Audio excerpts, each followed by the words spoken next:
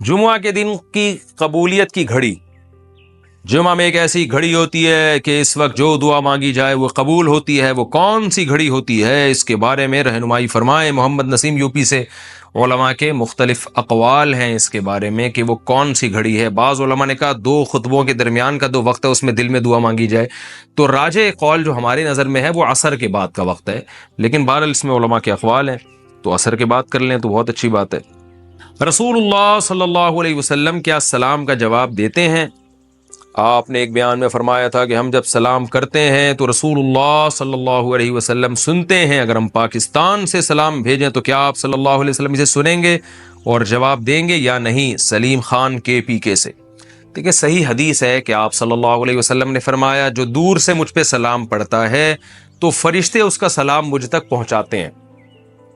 اور یہ سب ظاہر ہے برزخ کی چیزیں ہیں، اس کو ہم اس دنیا میں پر قیاس نہیں کر سکتے. آپ کہہ سکتے ہیں کروڑوں لوگ سلام پہنچا رہے ہیں، تو بھائی وہاں وقت کی جو یونٹ ہے نا وہ یہ نہیں ہے جو یہاں پر ہے. تو آپ صلی اللہ علیہ وسلم سلام کا جواب دیتے ہیں. جب آپ کی قبر پہ کھڑے ہو کر سلام پڑھا جائے تو وہیں سنتے ہیں، وہیں جواب دیتے ہیں، اور جب دور سے سلام پڑھا جائے تو فرشتے پہنچاتے ہیں اور آپ صلی اللہ علیہ وسلم اس کا جواب دیتے ہیں. قبر میں رسول اللہ صلی اللہ علیہ وسلم کی حیات.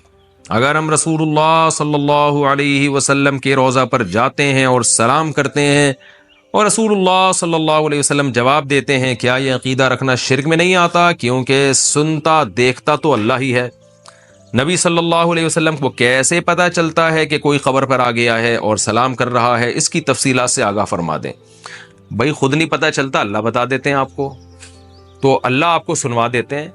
شرک تو جب ہوتا کہ ہم کہتے ہیں نبی صلی اللہ علیہ وسلم یہ کام خود اپنے اختیار سے کر رہے ہیں. جو جیسے نبی نے چاند کے 2 ٹکڑے کیے تو نبی نے تھوڑی کیے ہیں، اصل میں تو اللہ نے کیے 2 ٹکڑے.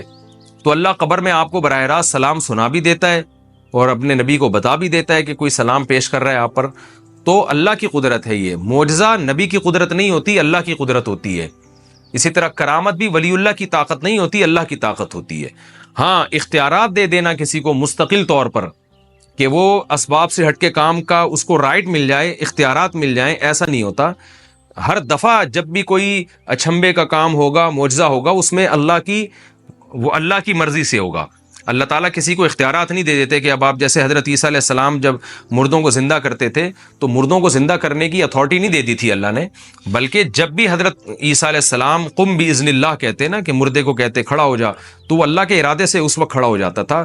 اختیارات نہیں تھی. جیسے موسیٰ علیہ السلام لاٹھی کو پھینکتے تو سانپ بن جاتی، لیکن یہ نہیں کہ اختیار دے دیا جب آپ پھینکیں گے سانپ بنے گی. ایسا اختیار اللہ نے کسی کو نہیں دیا.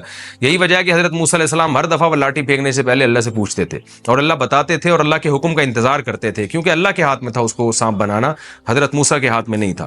تو یہ جو آپ صلی اللہ علیہ وسلم قبر میں بنفس نفیس سنتے ہیں، یہ آپ کی طاقت نہیں ہے، یہ اللہ کی طاقت ہے کہ اپنے حبیب کو اللہ سلام بنفس نفیس سنوا دیتا ہے اور جو ہے آپ کروڑوں لوگوں کے سلام کا جواب دے دیتے ہیں. تو یہ اللہ کی طاقت ہے، یہ نبی کی طاقت نہیں ہے.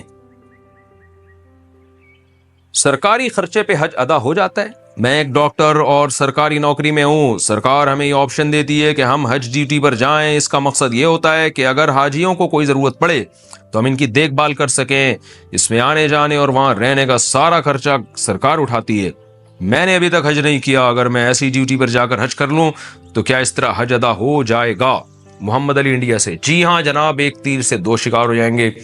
حج بھی ادا ہو جائے گا، حاجیوں کی خدمت بھی ہو جائے گی اور گورنمنٹ کا تھوڑا سا کسی اچھے کام میں خرچہ بھی ہو جائے گا. ٹھیک ہے نا؟ تو کوئی حرج نہیں ہے اس میں.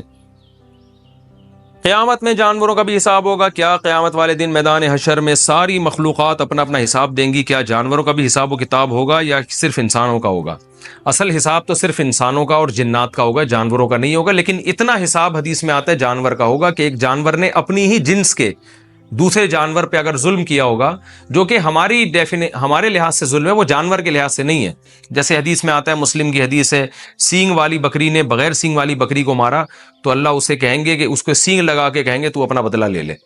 تو علماء کہتے ہیں یہ صرف اللہ تعالیٰ یہ بتانے کے لیے کہ آج جب ان چیزوں سے حساب لیا جا رہا ہے تو انسان کس کھیت کی مولی ہے.